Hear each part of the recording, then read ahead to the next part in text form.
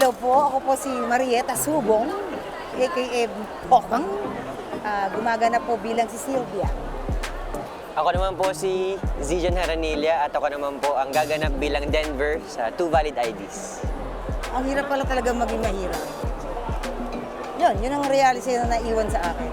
Ako naman na-realize ko din na, sorry for the word, pero bulok talaga yung health system dito sa Pilipinas natin. Na parang mahirap ka na nga, pinahirapan ka pa. Tapos, gaya nga nung sabi ng aming writer na hindi ka mamamatay dun sa sakit eh. Dun ka mamamatay sa stress, dun sa desperasyon na kailan ba ako makakalabas dito or kailan ba ako matutulungan ng kung sino man, di ba? Gusto kong ma-feel nila na sa kabila ng pinagdadaanan natin araw-araw, nandyan pa rin talaga yung pamilya. Na sila yung lagi nating, kumbaga, kayakap.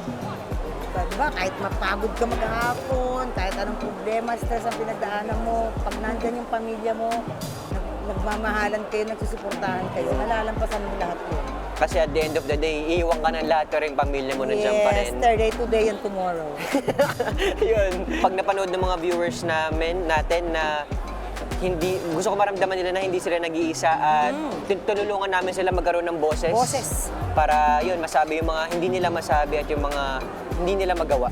We'd like to invite you to support Two Valid IDs at Cinema Laya 22 Real Reflections. Siyempre, from August 6 to 18 yan, 2026, come see what story stays with you. Ganon.